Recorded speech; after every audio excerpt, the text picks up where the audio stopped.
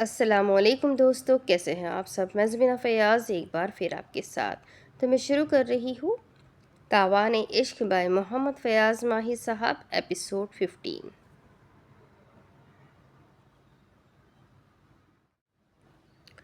وہ پہلی بار اپنے ملک سے باہر نکلے تھے۔ ان کے عزائم اور حوصلے جواں تھے۔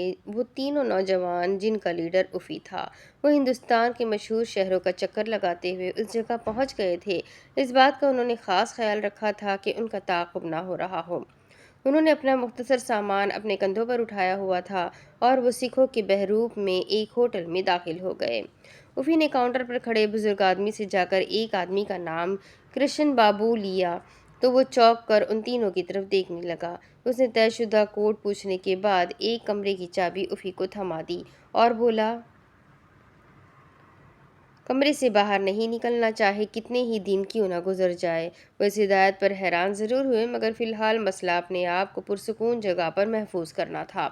وہ اپنے کمرے میں پہنچے تو انہوں نے سکون کا سانس لیا۔ افی کے ساتھی نے پہلی بار زبان کھولی، شکر ہے اللہ کا کہ کام خیریت سے ہو گیا، مگر وہ افی کی طرف دیکھ کر حیران رہ گیا، جو اسے خاموش رہنے کا اشارہ کر رہا تھا۔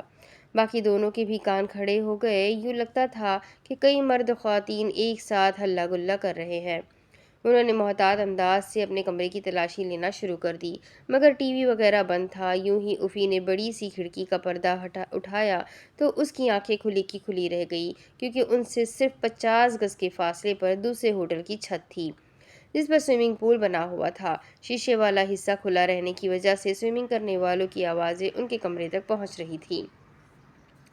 دیکھو رحمان، ہمیں یہاں محتاط رہنے کی تلقین کی گئی ہے، اس کا مطلب ہے کہ ہمارے لیے یہاں خطرہ ہی خطرہ ہے، افی نے اپنے ساتھی کو سمجھاتے ہوئے کہا تو رحمان اور دوسرا ساتھی عبداللہ بھی مسکرانے لگے۔ رحمان بولا، افی بھائی، جنگ و جہاد کی راہ پر نکلنے والوں کے لیے ہر قدم پر خطرہ ہوتا ہے۔ ویسے جو بھی صاحب ہم سے ملنا چاہتے ہیں، ان کا پروگرام کیا ہے؟ عبداللہ نے بھی اس بات میں سر ہلایا تو افی نے کھڑکی بند کر کے آگے پردے سرکاتے ہوئے رحمان کی بات کا جواب دیا، ہمیں جہاں کا پارلیمنٹ ہاؤس اڑانا ہے۔ افی کی بے نیازی دیکھ کر وہ دونوں ہی لرز کر رہ گئے۔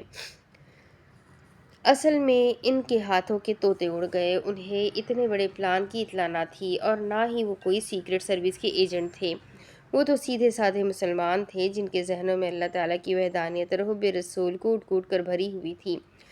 ان کا مقصد مسلمانوں کے خلاف ہونے والی سازشوں اور عالم اسلام کے خلاف ہونے والی عام سازشوں کو نیست و نابود کرنا تھا، اور یہ سب کچھ اس ملک کی اسمبلی میں ہوتا تھا۔ مگر عبداللہ ہکلاتے ہوئے بولا، جو کوئی بھی ہم سے ملنے والا ہے، اسے اس چیز کا فائدہ کیا پہنچے گا؟ ہمیں دوسروں کے نفع نقصان کی پرواہ نہیں ہے، بلکہ اپنا اور دین اسلام کا نفع بڑھانے کے لیے کام کرنا ہوگا۔ افی نے انہیں سمجھاتے ہوئے کہا، اس ہوٹل میں یہ کمرہ اس شخص نے کچھ سوچ سمجھ کر ہی بک کیا ہوگا، کیونکہ تم نے شاید غور نہیں کیا، پارلیمنٹ ہاؤس یہاں سے کافی دور ہے، اور اتنی دور تک کسی بھی ہوٹل میں سیکیورٹی کیمرے اور پھر اسپیشل کمروں میں مائک وغیرہ نہیں لگائے جاتے۔ کیا وہ ہندو ہے؟ رحمان کا سوال بہت وزنی تھا۔ نہیں، پہلے ہندو تھا، مگر اس کے دل میں اسلام اور رب واحد کی وحدانیت کی شمع ایک شخص نے جلا دی۔ اب وہ بظاہر ہندو ہے، لیکن پکا اور سچا مسلمان ہے۔ افی کے جوابات حیران کن تھے۔ اتنی دیر میں ان کے کمرے کے دروازے پر دستک ہوئی تو وہ چونک گئے۔ افی نے انہیں خاموش رہنے کا اشارہ کیا اور خود دروازے کے پاس جا کر پوچھا، کون؟ تو دوسری بار پھر دستک ہی ہوئی۔ کوئی جواب نہ آیا تو افی نے دروازہ کھول دیا۔ یہ اس پارٹی سے طے شدہ کوڈ ورڈ تھا۔ اندر داخل ہونے والا تقریباً 32-33 سالہ شخص تھا، جسے نوجوان بھی کہہ سکتے ہیں۔ وہ بالکل اکیلا تھا، مگر اس کے کندھے پر ایک بیگ تھا جو کافی بڑا تھا اور بھرا ہوا بھی لگ رہا تھا۔ اس نے کمرے میں آتے ہی ان تینوں کی جانب دیکھا اور بولا،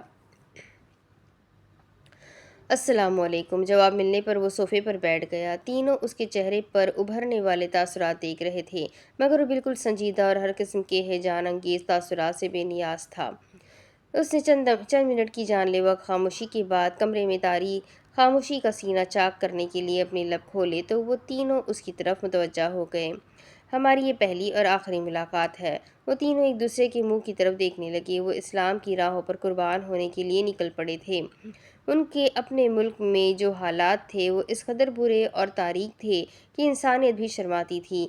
بے ننگ و نام حکومت نے آٹا بند کر کے عوام کو لائنوں میں کھڑا کر دیا تھا اور 30 روپے کلو تک آٹا فروخت ہونے لگا تھا۔ بچوں اور گھر والوں کی بھوک دیکھ کر انہیں حکمرانوں کے خلاف جہاد کرنے کی سوجی، مگر حالات و واقعات اتنی تیزی سے بدلے کہ وہ منفی سوچ ختم کر کے راہ اسلام پر چلنے لگے اور ان میں جہاد کی طلب اور شدت بڑھنے لگی۔ وہ ایک گروپ کی شکل میں کام کرتے تھے اور ان کا لیڈر انہیں کہیں بھی بھیجتا تو وہ گھر والوں کے لیے وافر روپیہ مانگ کر اس لیڈر کی بات کو مانتے اور اسلام کے خلاف ہونے والی سازشوں کا جواب اپنے جذبے اور ہمت سے دینے کے لیے پہنچ جاتے تھے۔ اب بھی وہ اپنے لیڈر کی ہدایت پر دوسرے ملک میں صرف اسی لیے کارروائی پر آمادہ ہوئے تھے کہ اللہ اور اس کے رسول کے ناموں کی بے حرمتی کر کے ان کے خاکے نعوذ باللہ کارٹونوں کی شکل میں بنانے والا اس ملک میں پناہ گزین تھا۔ اور مزے کی بات کہ وہ پارلیمنٹ کا ممبر بھی تھا اور حب رسول پر تو مسلمان کروڑوں جانیں بھی قربان کر دیتے تھے۔ اس بار انہوں نے رضامندی سے اس مشن کو پورا کرنے کی ٹھانی تھی اور کسی بھی قسم کا کوئی بھی پیسہ مانگنے سے انکار کر دیا تھا۔ کیونکہ معاملہ جنت کی طلب کا تھا، اسی لیے ان کے جذبے اور حوصلے جوان تھے۔ آج کے بعد ہم کبھی بھی ایک دوسرے سے نہ مل سکیں گے۔ تم مجھ سے یقیناً خوش قسمت ہو جو اس کام کو چنا ہے۔ اس بیگ میں جدید اسلحہ ہے۔ وہ ممبر اسمبلی کل کے اجلاس میں شرکت کرے گا۔ یہ اس کی تصویر ہے۔ آنے والے نے کوٹ کی جیب سے ایک تصویر نکال کر ان کی طرف بڑھا دی۔ وہ کوئی 55 سالہ خبیث صورت ہندو تھا۔ رحمان نے تو نفرت سے اس کی تصویر پر تھوک دیا تھا۔ یاد رکھو، اس شخص کے زندہ بچ جانے کا مطلب ہے تم تینوں کی موت۔ تمہارے نام جو کہ پاسپورٹ اور شناختی کارڈ کے مطابق ہندوستان کے ہے، انور علی، منور حسین اور فرمان علی۔ ان پاسپورٹس اور شناختی کارڈ پر جو پتے درج ہے وہ ہندوستان کی ایک دور کی ریاست کے ہے، مگر یہ گلیاں اور مکان اس ریاست میں موجود ہی نہیں ہے۔ انہیں اپنی پاکٹوں میں رکھنا تاکہ پکڑے جانے یا پھر شہید ہو جانے کی صورت میں تمہاری اصلیت کسی پر بھی نہ کھل سکے اور تم مکمل ہندوستانی ہی لگو۔ یہ کہہ کر اس شخص کی آواز بھرا گئی تو اس کی آنکھیں بھی فرط جذبات سے جلنے لگیں۔ میں ایک ہندو تھا، اس نے کہنا شروع کیا، مگر قرآن کریم کی تعلیم اور اسلام کے فروغ نے میرا ایمان بدلا۔ میں اندیکھے خدا پر دل سے یقین لایا ہوں اور الحمدللہ ایک بار حج بھی کر چکا ہوں، مگر آج تک مدینے کی وہ گلیاں نہیں بھولا جن میں ہم سب کے آقا چہل قدمی فرمایا کرتے تھے۔ میری تم سے درخواست ہے، اگر تم شہید ہو جاؤ تو استقبال کرنے والی حوروں کو میرا نام ضرور بتانا۔ وہ رونے لگا تھا۔ ان سے کہنا کہ آقا کا ادنا سے ادنا غلام بھی اس شہادت اور استقبال کا منتظر ہے، باقی پلاننگ خود کر لینا۔ اس آدمی سے زیادہ بات نہیں ہو رہی تھی، اس کی آنکھیں آنسو سے بھری ہوئی تھیں۔ اس بیگ میں پارلیمنٹ اور اس ممبر کے گھر کے نقشے ہیں۔ اللہ رسول تمہارا حامی و ناصر ہو۔ وہ یہ کہہ کر ان سب کو باری باری گلے ملا اور روتی ہوئی آنکھوں سے باہر نکل گیا۔ کمرے میں عجیب سی سوگواری چھائی ہوئی تھی۔ انہوں نے متحرک ہونٹوں سے اور جلتی ہوئی آنکھوں سے ایک دوسرے کی طرف دیکھا تو افی نے بیگ کھول کر اس میں سے سامان باہر نکالنا شروع کر دیا۔ 3 پلاسٹک کے بیگ تھے جن میں ہندوستان کی فوج کے یونیفارم تھے اور بم بارود اور جدید اسلحہ تھا۔ نقشے کے مطابق انہوں نے پلاننگ شروع کر دی تھی۔ کمرے میں نصب فون کی گھنٹی پر وہ چونک گئے تو افی نے فون ریسیو کیا۔ ایک فوجی جیپ کل صبح ہوٹل کے باہر کھڑی مل جائے گی، اللہ حافظ۔ یہ اس کی آواز تھی جو ابھی ابھی کمرے سے باہر گیا تھا۔ نقشے اور پلاننگ کے مطابق ان کو جیپ میں ہی پارلیمنٹ لاجز میں پہنچنا تھا۔ ایک میجر جو کہ گیٹ پر موجود ہوگا، اکبر علی کے نام سے اس سے تعارف ہوگا اور ان کی جیپ کو اندر داخل ہونے دے گا، اور بعد میں جب مطلوبہ ہندو رکن جیسے ہی اپنی گاڑی سے اترے گا تینوں نے اس پر گولیوں کی بوچھار کرنی تھی اور پھر اسلحہ و بارود کی بھری ہوئی جیپ پارلیمنٹ کے مین گیٹ یعنی عمارت کے بڑے دروازے سے اندر داخل کر کے ایک دھماکے سے اڑانا تھا اور خود بھی وہاں سے فرار ہونا تھا۔ ہندوستانی فوج کی یونیفارم نے ان کے کام کو آسان کر دیا تھا۔ اگلی صبح انہوں نے فجر کی نماز ادا کی اور سجدے میں پڑھ کر اپنے دل بارگاہ خدا میں جھکا دیے۔ یہ ان کی زندگیوں کا آخری مشن بھی ہو سکتا تھا، بلکہ وہ خود چاہتے تھے کہ ناموس رسالت پر قربان ہو کر اس جھوٹی دنیا سے رخصت ہو جائے۔ ایک بار تو تمام گھر والوں کے چہرے ان کی آنکھوں کے سامنے گھوم گئے۔ انہوں نے روئی اور سوجی ہوئی آنکھوں سے ایک دوسرے کی طرف دیکھا اور اپنا قومی لباس اتار کر ہندوستانی فوج کی یونیفارم پہن لی۔ یہ ان کے مشن کی مجبوری اور ان کے کام کو پایۂ تکمیل تک پہنچانے کے لیے ضروری تھی۔ دلوں میں حب رسول کو بھرتے ہوئے انہوں نے کمرے سے تمام سامان سمیٹ کر اس کو باتھ روم میں آگ لگا دی اور ہر ایک ثبوت مٹا کر ہوٹل سے باہر نکل آئے۔ بیگ جس میں اسلحہ تھا ان کے ہاتھوں میں تھا۔ ہوٹل سے فوج کو نکلتے ہوئے لوگوں نے حیران ہو کر دیکھا، مگر وہ اپنی لگن میں مگن جیپ میں سوار ہو کر وہاں سے روانہ ہو گئے۔ راستے میں ایک ویران جگہ پر رک کر انہوں نے تمام اسلحہ اور بارود جیپ میں خفیہ جگہوں پر چھپا دیا اور ایک ایک اسٹین گن پکڑ کر رحمان اور عبداللہ کھڑے ہو گئے، جبکہ افی جو کہ ایک میجر کے روپ میں تھا، وہ جیپ ڈرائیو کرتا ہوا پارلیمنٹ کے وسیع و عریض بلڈنگ کے گیٹ پر پہنچا تو وہاں کیفول پروف سیکیورٹی دیکھ کر حیران و پریشان ہو گیا۔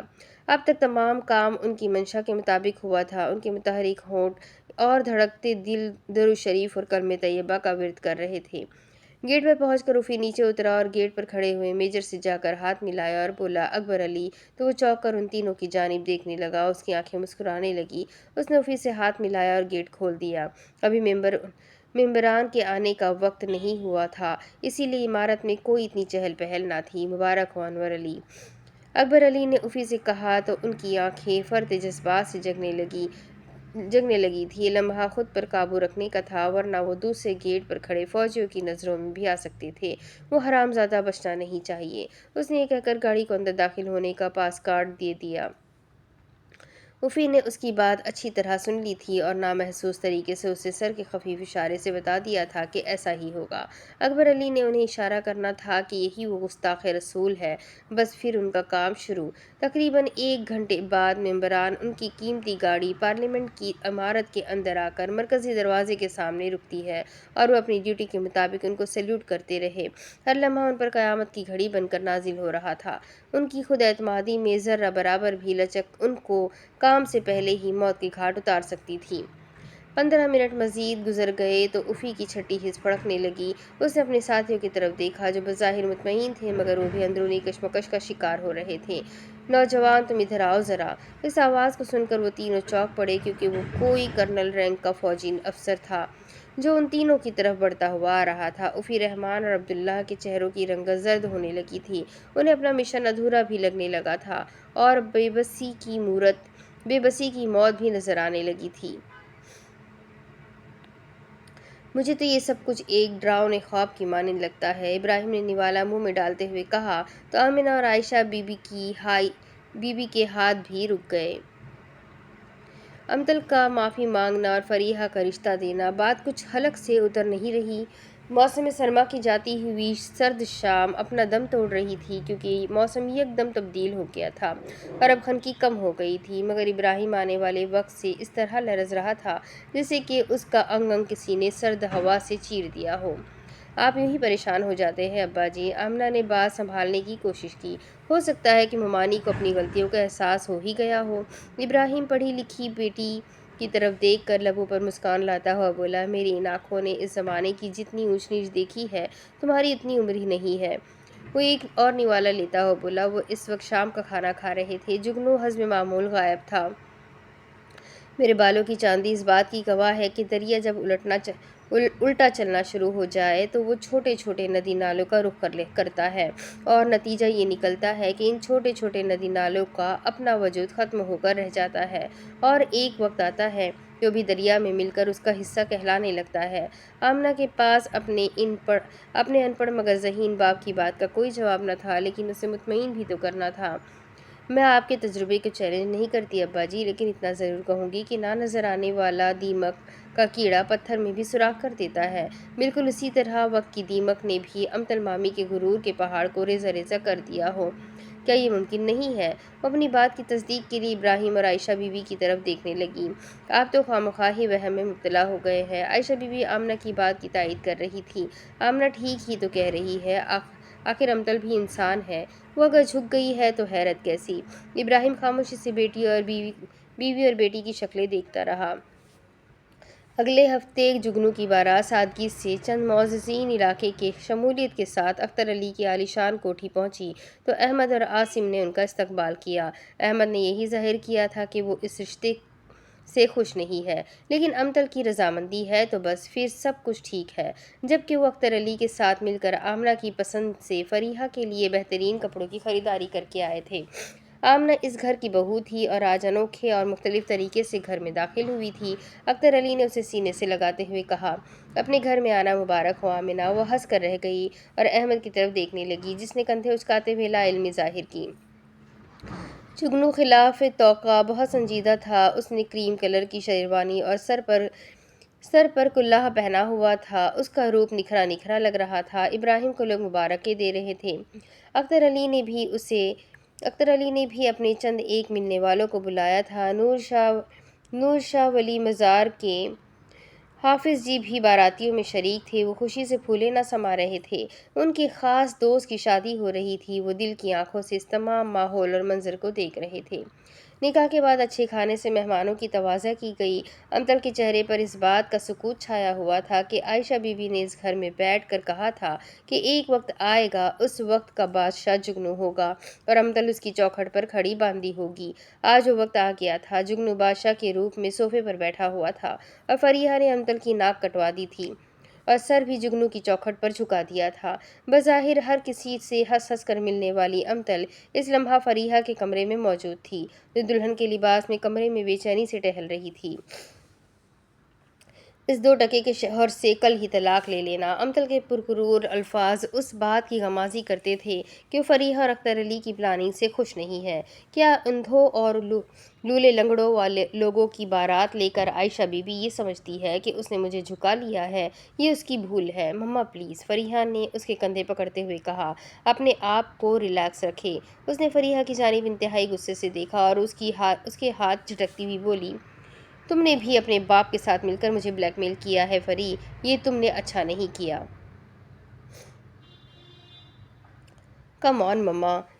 فریحہ کمرے کی ایک طرف بنی ہوئی الماری کی طرف بڑھ گئی اور وہی البم نکال کر لے آئی جس میں اس کے کہنے کے مطابق امتل کی کلب ڈانس کی تصاویر تھی۔ اس نے وہ البم لا کر امتل کو پکڑا دیا اور بولی، آپ غصے میں بہت اچھی لگتی ہے لیکن ارد گرد کو ہمیشہ بھول جاتی ہے۔ میرا مقصد آپ کو بلیک میل کرنا یا ڈرانا دھمکانا نہیں تھا، بلکہ میں یہ سمجھانے کی کوشش کر رہی تھی کہ جگنو حلالہ کے لیے ہر طرح سے مناسب ہے، ہماری راہ میں کوئی بھی رکاوٹ نہیں ڈال سکتا۔ امتل نے چونک کر اس کی طرف دیکھا اور پھر البم کی طرف، تو فریحہ کی آواز نے اسے ایک بار پھر اپنی طرف متوجہ کر لیا۔ جی ہاں مما، یہ البم ویسا ضرور ہے مگر وہ نہیں ہے۔ اس فقرے نے امتل کو من و مٹی تلے دفن کر دیا تھا۔ وہ اپنے آپ کو انتہائی بیوقوف اور چوکھا سمجھنے لگی تھی۔ اس کی بیٹی نے ہی اس کی لٹیا ڈبو دی تھی۔ وہ شرم اور غصے سے زمین میں گڑی جا رہی تھی۔ یکدم ایک اور آواز نے اسے اپنی طرف متوجہ کر لیا، اور آمنہ اس گھر کی بڑی بہو ہے، یعنی مسز احمد۔ یہ آواز اختر علی کی تھی جو آمنہ اور احمد کے ساتھ دروازے میں کھڑا تھا۔ امتل کو زمین آسمان گھومتے ہوئے محسوس ہو رہے تھے۔ وہ پاگل اور احوقوں کی طرح ان لوگوں کے منہ دیکھے جا رہی تھی۔ اسے لگتا تھا کہ وہ سکتے کی کیفیت میں ہے۔ اگر کوئی دور سے دیکھتا تو لگتا کہ جاندار امتل کی جگہ کوئی مجسمہ کھڑا ہے اور لوگ اس کو دیکھنے کے لیے جمع ہے۔ احمد آگے بڑھا اور اس نے امتل کو کندھوں سے پکڑ کر چھوا تو سکتے کی کیفیت سے نکل آئی۔ اس نے غصے سے احمد کی طرف دیکھا اور پھنکارتی ہوئی بولی، تم نے نالی کی اینٹ اس محل کو لگا کر اس کا حسن داغدار کر دیا ہے احمد۔ آمنہ ان سخت الفاظ کو سننے کے لیے ذہنی طور پر تیار تھی، اور عائشہ آپا، تمہاری اس معصوم سی دشمنی کا تم سے اتنا خطرناک بدلہ لوں گی کہ تم اپنی اوقات اور حیثیت بھولنے کی کبھی کوشش نہیں کرو گی۔ وہ یہ کہہ کر کمرے سے باہر نکلنے لگی تو ابراہیم اور عائشہ بی بی اندر داخل ہو رہے تھے۔ وہ ان دونوں کو دیکھ کر رک گئی تو عائشہ بی بی بولی، مبارک ہو امتل، اتنی تیزی میں کہاں جا رہی ہو؟ جہنم میں۔ مگر وہ منہ سے نہ بول سکی، کیونکہ اس کے دل میں ابھرنے والی صدا اس وقت صرف اختر علی ہی جان اور سن سکتا تھا۔ وہ فوراً بولا، آپ کو مبارک دینے ہی جا رہی تھی؟ کیونکہ فریحہ اور جگنو کی شادی تو امتل کی پسند اور مرضی سے ہی ہو رہی ہے نا۔ امتل جل بھن کر کباب ہو رہی تھی کیونکہ گھر کے تمام ووٹ اس کے مخالف تھے۔ عائشہ بی بی کی مسکان اسے زہر میں بجھا ہوا تیر لگ رہی تھی، مگر جو ماحول اور جن الفاظ کا سہارا لے کر اختر علی نے بات کو سنبھالا تھا، اسے امتل کو بھی سنبھالنا پڑا۔ وہ بھی مصنوعی مسکراہٹ سے بولی، جی جی، آپ کو بھی مبارک ہو۔ بہت بڑی اداکارہ ہے تمہاری ماں، اختر علی نے احمد کے کان میں کہا تو آمنہ نے بھی سن لیا اور تینوں ہی کھلکھلا کر ہنس پڑے۔ امتل کے چہرے پر ایک بار پھر سنجیدگی کی چادر تن گئی۔ چلو بھائی، ہماری بیٹی ہمیں دے دو۔ ابراہیم نے یہ کہہ کر فریحہ کے سر پر ہاتھ پھیرا اور اسے ساتھ لے کر کمرے سے باہر کی جانب چل پڑا۔ اختر علی نے فریحہ کے سر پر پیار دیا۔ وہ جب امتل کے پاس پہنچی تو اس کی چنگانیاں برساتی آنکھیں ایک ہی پیغام دے رہی تھی کہ اس ٹکے کے آدمی سے صبح ہی طلاق لے لینا۔ امتل نے واجبی سا پیار دے کر فریحہ کو رخصت کیا۔ وہ تمام لوگ جیسے ہی نیچے پہنچے تو جگنو کی آنکھیں خیرہ ہونے لگیں۔ اس نے پہلی بار فریحہ کو اس طرح دیکھا تھا۔ وہ آنکھیں جھپکنا بھول گیا تھا۔ وہ ابراہیم اور عائشہ بی بی کے ساتھ آتی ہوئی آمنہ، عاصم، احمد اور دیگر لوگوں کو نظر انداز کر چکا تھا۔ وہ اس قدر فریحہ کو دیکھنے میں مہو تھا کہ اسے ارد گرد کی خبر بھی نہ رہی۔ حافظ جی اس کے ساتھ صوفے پر تشریف فرما تھے، مگر جگنو سب کچھ بھول چکا تھا۔ تاوانِ عشق ادا کرنا پڑتا ہے جگنو میاں۔ ایک دم حافظ جی کی آواز اس کے ذہن میں بم کی طرح گونجی تو اس نے چونک کر ان کی طرف دیکھا، مگر ان کے ہونٹ تو بالکل ساکت تھے۔ وہ لرز گیا۔ اس کے ذہن میں حافظ جی کی مزید نصیحتیں گھومنے لگیں۔ دنیا بہت بڑا فراڈ ہے، اسی لیے حسین لگتی ہے۔ اس کی چال اور رنگ ڈھنگ دل فریب ہوتے ہیں، ان سے بچنا چاہیے۔ اس وقت تک فریحہ اسٹیج پر پہنچ چکی تھی۔ باراتی جو کہ ابراہیم کے محلے دار ہی تھے، وہ جگنو کی دلہن دیکھ کر اشش کر رہے تھے۔ انہیں جگنو کی قسمت پر رشک آ رہا تھا۔ اختر علی اور احمد نے فریحہ کو رخصت کیا تو امتل دور کھڑی دیکھتی رہی۔ ابراہیم کو یہ بات کھٹک رہی تھی۔ وہ دل کی آواز کو دبانے کی کوشش کرتا تھا، مگر بے ترتیب دھڑکنیں اس کے وسوسوں اور خدشوں کو تقویت بخش رہی تھی۔ امتل کو اس بات کا قلق تھا کہ اختر علی نے آمنہ کو اس گھر کی بہو بنا کر اس کے منہ پر تماچا مارا ہے۔ شادی کب اور کہاں ہوئی اس بات سے اسے بالکل ہی لا تعلق اور بے خبر رکھا گیا تھا۔ وہ ابراہیم اور عائشہ بی بی سے کیا ان کی نسل سے بھی نفرت کرتی تھی، مگر تقدیر کی ستم ظریفی تھی کہ وہ اس چوکھٹ پر جھک گئی تھی، مگر اس کے ماتھے پر پڑنے والی گہری تیوریاں اس بات کی علامت تھی کہ وہ آمنہ کو کبھی بھی بہو کے روپ میں تسلیم نہیں کرے گی، چاہے کچھ بھی ہو جائے۔ فریحہ کی رخصتی ہو چکی تھی۔ وہ دلہن بن کر ہی پہلی مرتبہ پھوپھو کے غریب خانے پر آئی تھی، ورنہ وہ ان کے نام اور پھوپھا جی کے کام سے سخت نفرت کرتی تھی۔ دانیال کو موبائل پر اس نے آگاہ کر دیا تھا کہ وہ اس سے شادی کرنے کے لیے اپنے کام کی پہلی سیڑھی پر پاؤں رکھ چکی ہے۔ عائشہ بی بی نے دہلیز پر تیل گرا کر اس کا استقبال کیا تو اس نے دلہنوں کی طرح شرمانے کی بجائے آنکھیں پھاڑ پھاڑ کر اس نئے ماحول کو دیکھا۔ دیواروں پر سے جگہ جگہ سے پلستر اکھڑا ہوا تھا۔ اینٹوں والا صحن اور اس سے نکلتی ہوئی مٹی اسے کراہت ہونے لگی تھی۔ اسے جگنو کی طرف دیکھا جو خوشی سے پھولے نہیں سما رہا تھا۔ آمنہ اور احمد بھی اس شادی سے خوش تھے۔ اب تو احمد کو امتل سے بھی ڈرنے کی ضرورت نہ تھی، کیونکہ اس نے ایسے وقت میں اپنی اور آمنہ کی شادی کو ڈکلیئر کیا تھا جب امتل بری طرح عائشہ اور ابراہیم کے خاندان میں پھنس چکی تھی، اور اس بازی کو پایۂ تکمیل تک پہنچانے کے لیے فریحہ نے ان کی بہت مدد کی تھی، حالانکہ وہ اپنی مدد آپ کر رہی تھی۔ جگنو رسومات سے فارغ ہو کر باہر نکلا تو ابراہیم نے روک لیا۔ کہاں جا رہے ہو بیٹا؟ سرکار کو سلام کرنے۔ وہ بہت خوش تھا۔ وہ کیا کہیں گے کہ جگنو صاحب نے شادی کر لی اور ہمیں بھول گئے۔ میں کتنا بھی بڑا آدمی بن جاؤں مگر سرکار کو نہیں بھول سکتا، ان کی چوکھٹ سے تو سب کچھ ملا ہے۔ ابراہیم اس کی بات سن کر مسکرانے لگا۔ جگنو کے ذہن میں یہ بات سما گئی تھی کہ آدمی شادی شدہ ہو جائے تو وہ بڑا آدمی بن جاتا ہے۔ جلدی آنا، فریحہ تمہارا انتظار نہ کرتی رہے۔ جگنو نور شاہ ولی سرکار کی درگاہ پر حاضر ہوا تو خوشی کے آنسوؤں نے اس کی آنکھوں سے نکل کر اس کی جھولی کو بھرنا شروع کر دیا۔ وہ دل کھول کر رو لیا تو جھکے ہوئے سر کو اٹھایا اور سامنے بیٹھے حافظ جی کی طرف بڑھ گیا۔ وہ تسبیح کر رہے تھے۔ ان کے متحرک ہونٹ اس بات کا پتہ دے رہے تھے کہ وہ رب تعالیٰ کی حمد و ثنا میں اس قدر مہو ہے کہ انہیں جگنو کی آمد کا بھی پتہ نہ چل سکا۔ جگنو نے حسب معمول جا کر ان کی گود میں اپنا سر رکھ دیا، مگر ان کا ورد کرنے کا تسلسل نہ ختم ہوا۔ چند منٹ یوں ہی گزر گئے تو انہوں نے تسبیح پر پھونک مار کر اپنی آنکھوں سے لگائی اور جگنو کے چہرے پر پھونک مارنے کے لیے گردن جھکائی تو جگنو کو محبت اور عشق بھرا احساس ہوا۔ جگنو میاں، حافظ جی گویا ہوئے تو جگنو دل سے متوجہ ہو گیا۔ شام ڈھل رہی ہے، ہر ایک چیز خواہ وہ جاندار ہے یا بے جان اپنے اصل کی طرف لوٹ جاتی ہے اور کالی سیاہ رات کا اندھیرا پھیلنے سے پہلے اپنے ٹھکانے اور مقام پر پہنچ کر دن بھر کی تھکان اتارنے کے لیے محو آرام ہونے کی کوشش کرتی ہے۔ آج جگنو حافظ جی کا اداسی سے بھرا لہجہ سن کر پریشان ہو گیا تھا۔ حالانکہ انہیں تو خوش ہونا چاہیے تھا کہ جگنو کی شادی ہو گئی ہے، مگر حافظ جی کی اداسی اس کی سمجھ سے باہر تھی۔ کبھی سمندر کی بے رحم موجوں کو دیکھا ہے، جو اپنی سطح پر بہتی ہوئی لکڑی کے دو ٹکڑوں کو کبھی آپس میں ملا دیتی ہے اور کبھی تھوڑی دیر کے لیے ایک دوسرے سے الگ کر دیتی ہے۔ باہر اسی طرح بیوی، اولاد، کنبہ اور دولت بھی مل کر الگ ہو جاتے ہیں، کیونکہ ان کی جدائی ناگزیر ہوتی ہے۔ بالکل اسی طرح آپ اپنے آپ کو تقدیر اور حالات کی بے رحم موجوں اور گردش دورہ کی سختیوں کے مقابل خود کو لکڑی کے دو ٹکڑے تصور کرنا، زندگی آسان اور سہل ہو جائے گی۔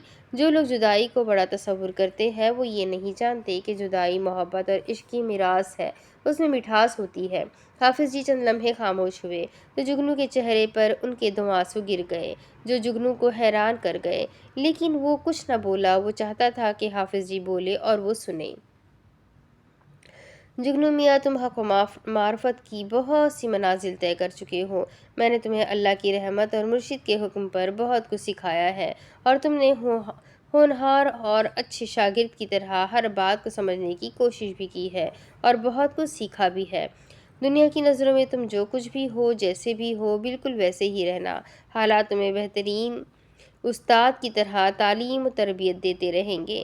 حافظ جی خاموش ہو گئے تو جگنو اٹھ کر ان کے سامنے دو زانو بیٹھتا ہوا بولا، آپ کہیں جا رہے ہیں؟ ان کے لبوں پر ہلکا سا تبسم پھیلا۔ میں کہاں جاؤں گا، ابھی تمہارے پاس ہی ہوں، تم اب گھر جاؤ، دلہن تمہارا انتظار کر رہی ہوگی۔ حافظ جی کی یاد دلانے پر اسے یاد آیا کہ گھر میں اب والدین کے علاوہ کوئی اور بھی ہے جو اس کا منتظر ہے۔ وہ ڈرتا ڈرتا بولا، حافظ جی، میں اسے چھو سکتا ہوں؟ شرم سے اس کی نگاہیں مزار شریف کے فرش پر گڑ گئی۔ حافظ جی مسکراتے ہوئے بولے، آقا علیہ الصلوٰۃ والسلام کی حدیث اور قرآن کریم کا فرمان ہے کہ ان عورتوں کے جسم تمہاری ملکیت ہے یا تم ان عورتوں کے جسموں کے مالک ہو جو تمہارے نکاح میں آ چکی ہے۔ تم گھر جاؤ، دلہن تمہاری منتظر ہے۔ حافظ جی اٹھ کر اندر کی طرف بڑھ گئے تو جگنو پرکشش خیالات کی یلغار میں کھویا ہوا گھر کی جانب چل پڑا۔ وہ حافظ جی کے اداس لہجے میں متفکر ہو جاتا اور شاید ہمیشہ کی طرح گھر ہی نہ جاتا اگر اس کی شادی نہ ہو چکی ہوتی یا حافظ جی اسے گھر نہ بھیجتے۔ شرماتے لجاتے جگنو کا آمنہ اور عائشہ بی بی نے اس کے کمرے میں ڈھکیل دیا۔ یہ وہی کمرہ تھا جو کبھی آمنہ کی مصرف میں تھا، تبھی تو اس کی حالت کچھ بہتر تھی۔ سامنے پلنگ پر فریحہ دلہن کے روپ میں بیٹھی ہوئی تھی۔ جگنو کے ہاتھ پاؤں پھول رہے تھے۔ اس نے فریحہ کو تصور میں کئی بار چوما تھا، دل کی گہرائیوں سے چاہا تھا۔ وہ اس بات کا اظہار فریحہ سے کبھی بھی نہ کر پایا تھا، یا تو اسے موقع نہ ملا تھا، یا پھر اس کی ہمت جواب دے گئی تھی، یا پھر اسے اظہار کے لیے الفاظ کی ضرورت تھی، یا پھر فریحہ نے اسے نظر انداز کر کے آگے بڑھ جانا بہتر سمجھا تھا۔ وہ زندگی گزارنے کے لیے جن حسین سپنوں کا تاج محل سنوارا کرتا تھا، اس نے فریحہ کو مہارانی بنا کر اس کے ساتھ زندگی گزارنے کی گتھلیاں سلجھاتا رہتا تھا، مگر ہر بار سرا الجھ جاتا تھا۔ وہ دولت، عمارت اور غربت کی جمع تفریق میں اس قدر الجھتا تھا کہ اس کی ذات نفی ہو کر زندگی کی کنجلوں میں الجھ جاتی تھی۔ وہ اپنے آپ کو ڈھونڈتا ہوا جب ایک سرے کو پکڑتا تو زندگی کی بھول بھلیوں اور حالات کی کنجل میں فریحہ اسے دوسرے پر کھڑی ملتی تھی۔ اس نے بہت سی راتیں فریحہ کی یاد میں جاگ کر گزاری تھی، مگر آج اس کے تمام خواب حقیقت بن کر فریحہ کی شکل میں اس کے سامنے تھے۔ اس نے حالات اور زندگی کے ساتھ ساتھ گردش ایام کی الجھی ہوئی ڈور کو بھی اپنی قسمت سے شکست دے کر سلجھا لیا تھا۔ اس کے ہاتھ میں وقت کی رفتار کے دونوں سرے آ گئے تھے۔ اس کے سپنوں کے تاج محل کو مہارانی مل گئی تھی۔ اس کی برسوں کی محبت اور بچپن کی منگیتر فریحہ حقیقت میں اس کے سامنے تھی، اس کی دسترس میں تھی۔ وہ اسے چھو سکتا تھا، چوم سکتا تھا، اس کی داسی کی طرح پرستش کر سکتا تھا۔ دل کے آئینے میں سجی ہوئی اس کی تصویر پر جو گرد تھی وہ صاف ہو گئی تھی۔ وہ کئی لمحات تک اسے دیکھتا رہا۔ وہ بھولا بھالا اور جھلا تھا، مگر اس بات کی اسے بہت خوشی تھی کہ اس کمرے میں جو بھی اس کے علاوہ وہ جاندار وجود ہے وہ اس کی ملکیت ہے، اور پھر فریحہ تو اس کا سپنا تھی۔ फरीहा ने अंदर दाखिल होने पर जुगनू की तरफ देखा तो वो उसे मासूम और भोला भाला नजर आया, मगर फरीहा की नजरें कसाई की तरह बेरहम और दिल की छुरियां बहुत तेज थी, जो जुगनू के जज्बात और अरमान को ज़ुबाह करने के लिए बिल्कुल तैयार थी। वो सहमा हुआ चलता हुआ जब फरीहा के पास पहुंचा तो वो उसकी तरफ अजीब सी नज़रों से देखने लगी। जुगनू उसकी इस अदा पर शर्मा कर भी और सहम कर रह गया, तो वो चारपाई से नीचे उस तरह बैठ गया जैसे कोई बीमार की पुरसी के लिए आया हो। उसने डरते डरते अपना हाथ फरीहा के हाथ पर रखा तो जुगनू के पूरे वजूद में हरारत दौड़ने लगी। उसे यूं लगा जैसे 440 वोल्ट का करंट उसके जिस्म की नसों में बिजली की मानिंद दौड़ गया हो। जब फरीहा ने उसकी इस हरकत का बुरा ना मनाया तो जुगनू को कुछ हौसला हुआ। वो अल्फाज जमा करता हुआ बोला, वो जी। फरीहा उसकी तरफ देखने लगी कि ये कमला झिल्ला क्या कहने वाला है। मैं आज बहुत खुश हूँ जी। क्यों? फरीहा ने मुख्तसर जवाब और सवाल पूछा। जुगनू को बात बढ़ती हुई नजर आई तो वो हिम्मत करके बोला, वो जी, असल में बात यह है कि मैं आपसे बहुत प्यार करता हूँ जी। फरीहा उसके प्यार पर लानत भेजती हुई बोली, लेकिन क्यों? उसके लहजे की तलखी को जुगनू ने महसूस न किया, या फिर वो महसूस ना करना चाहता था। आप मुझे बहुत अच्छी लगती हो, इसलिए? फरीहा को अपने मकसद की गर्ज थी। उसने दानियाल और अमतल के कहने के मुताबिक जुगनू से तल्ख रवैया ख़त्म करके प्यार की पॉलिसी अपनाई। वो जानती थी कि वो एक रात की दुल्हन है और फिर इज़दवाजी ताल्लुकात के बाद वो इस कमले और झिल्ले से तलाक लेकर इद्दत के दिन पूरे करेगी और फिर दानियाल की सेज सजाएगी। जुगनू, तुम भी मुझे बहुत अच्छे लगते हो। जुगनू की बाँछें खिल गई। वह हैरत इस्तेजाब में मुब्तला हो गया था। उसे अपनी समाअत पर यकीन ना हो रहा था। वो बार बार फरीहा के मुंह की तरफ देख रहा था, इन होठों को चूमने की जुर्रत करना चाहता था जिनसे ये बात निकली थी। नीचे क्यों बैठे हो, इधर आओ ना, मेरे पास बैठो। उसने खींचकर जुगनू को ऊपर अपने पास बिठा लिया। मुझसे कितना प्यार करते हो जुगनू? फरीहा उसको अपने ढब पर लाने की कोशिश करने लगी। वो उसके हाथ को सहलाने लगी थी। जुगनू के रोंगटे खड़े हो गए थे। उसकी जान, उसकी चाहत उसे प्यार कर रही थी, वो भी ख्वाबों में नहीं बल्कि हकीकत में। वो खुशी से फूले ना समा रहा था। वो फरीहा के साथ बहुत सी बातें करना चाहता था। दिल की तमाम बातों को वो इस हसीन और खूबसूरत रात में ही कर लेना चाहता था, मगर फरीहा इस घर में दूसरी रात गुजारने को तैयार न थी। उसका अंदाज खुदसुपर्दगी का था। उसने जुगनू को चादर की तरह अपने ऊपर ओढ़ लिया था। उस कारोबारी और सौदागरी की रात को बीत जाना चाहिए था, क्योंकि मोहब्बत और इश्क की मेराज को बुलंद रखने वाली ऐसी हसीन रातों के ठहर जाने की दुआएं मांगा करते थे। सजदों में गिरकर इस रात की कुर्बत और महबूब का वस्ल मांगा जाता है। लेकिन ये रात तो अमावस की रात थी। जुगनू के दिल में नाचने वाली खुशियां सुबह पड़ते ही इस तरह मांद होने वाली थी जिस तरह कोयलों पर कोई पानी फेंक देता है। ये रात का पिछला पहर था। जुगनू थकावट और जग्गे की वजह से सो गया था। फरीहा ने मोबाइल पर दानियाल से राब्ता किया और उसे तमाम हालात और वाक़ियात सुनाने लगी। उनका मकसद और ख्वाब पूरा हो गया था। जुगनू कुर्बानी का बकरा बन गया था, ऐसा बकरा जिसका दिल कलेजी बेरहम कसाई ने खा लिया था, और इसमें बकरे की मर्जी भी शामिल थी। मगर इतनी बेदर्दी और बेरहमी से कसाई अपना छुरा इस्तेमाल करेगा, ये बकरे को तौकाना थी। अगली सुबह इब्राहिम, आयशा बीबी और आमना के साथ साथ जुगनू के लिए भी हैरान कुन थी। फरीहा ने इन सब को जुगनू के जरिए अपने कमरे में बुलवा लिया था। वो बिल्कुल तैयार खड़ी थी। जुगनू रात की खुशनसीबी पर रक्सा था। उसका रवा रवा खुशी से नाचने लगा था, मगर आमना और आयशा बीबी के चेहरों पर हैरत कायम थी, जबकि इब्राहिम हर किस्म के फैसले और हालात का मुकाबला करने के लिए जहनी तौर पर तैयार खड़ा था। क्या बात है बेटी? इब्राहिम ने इशारा किया तो आयशा बीबी ने पूछा। उठकर फ्रेश हो जाओ, मैं तुम्हारे और जुगनू के लिए नाश्ता भिजवाती हूँ। मगर फरीहा पलंग से नीचे उतर आई। उसने अपनी जूती पहनी और उन लोगों को हैरान और परेशान छोड़कर बाहर सहन में आ गई। वो तमाम लोग भी उसके पीछे पीछे चले आए तो वो हैरानगी से बोली, आप लोग हैरान क्यों है? उसकी तीव्रियत चढ़ी हुई थी। मुआहदे के मुताबिक हर काम तो अच्छे तरीके से हो गया है। इब्राहिम और दूसरे मुआहदे का सुनकर हैरत से उसकी तरफ देख कर रह गया। मुआहदा? कैसा मुआहदा फरीहा बेटी? इब्राहिम ने दिल के खदशात को ज़बान से अदा किया तो वो उसकी तरफ देखते हुए मुस्कुराई और बोली, अहकाम शरीयत की अदायगी का और कैसा मुआहदा? वो भी हैरान थी, मगर इब्राहिम और आयशा बीबी की नज़रें उसके अल्फाज पर झुक गई। क्या मम्मा और पापा ने आपको नहीं बताया? जो भी बात है फरीहा खुलकर कहो। देख, मैं तुम्हारी भाभी भी हूँ और दोस्त भी।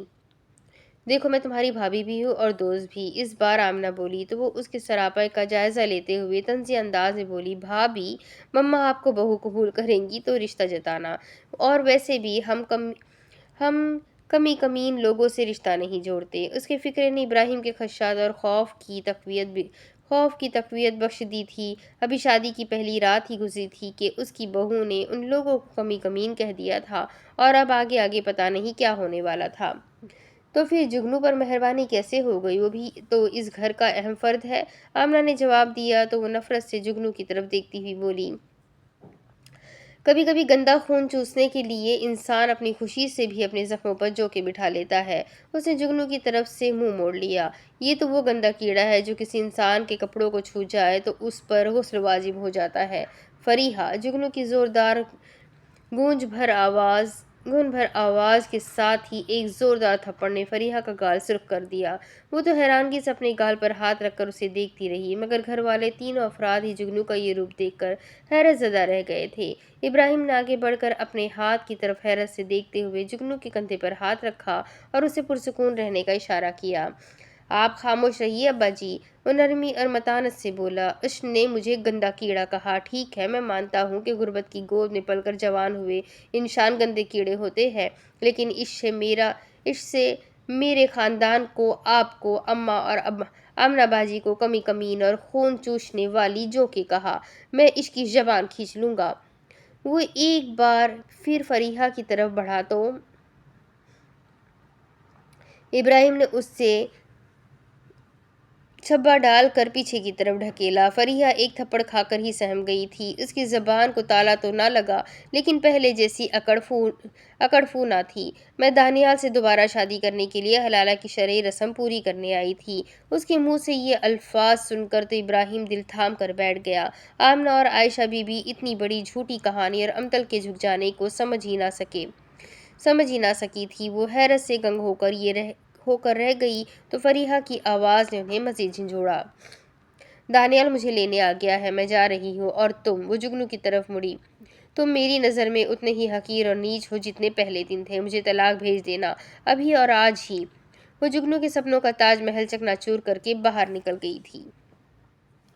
یہ سب کچھ تو نہ سوچا تھا۔ جگنو کی آنکھیں برسات بننے لگی تھی۔ وہ فوراً باہر نکل گیا۔ اس نے دیکھا کہ فریحہ دانیال کے ساتھ گاڑی کی اگلی سیٹ پر بیٹھی ہوئی تھی اور محلہ بھر کے مرد و خواتین گلی میں کھڑے تماشا دیکھ رہے تھے۔ جگنو نے آگے بڑھ کر گاڑی کے بونٹ پر ہاتھ رکھ دیا۔ وہ گاڑی کے آگے کھڑا تھا، اس کے ہونٹ لرز رہے تھے، ہاتھ اور ٹانگیں کانپ رہی تھی، اس کی آنکھوں میں وحشت چھائی ہوئی تھی۔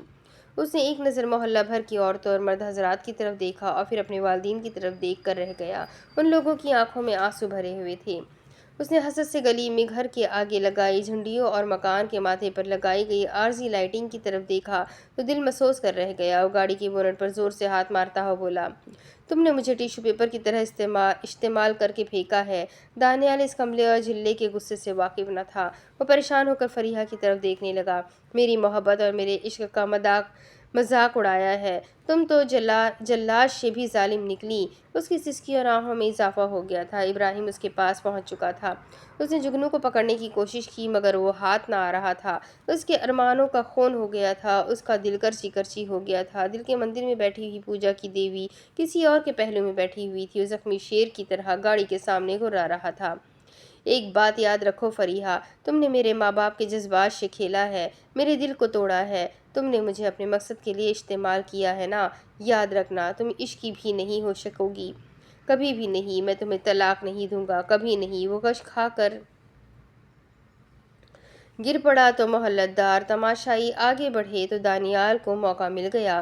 وہ گاڑی ریورس گیئر میں وہاں سے نکال کر لے گیا تھا۔ اب اس کے آگے کی کہانی میں آپ کو اگلی ویڈیو میں سناتی ہوں کہ آگے کیا ہوگا۔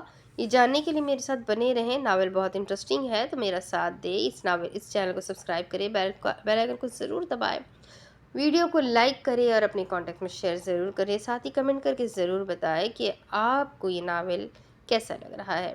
تو ملتے ہیں اگلی ویڈیو میں، تب تک کے لیے اپنا خوب سارا خیال رکھیں، مجھے بھی دعا میں یاد رکھیں۔ اللہ حافظ۔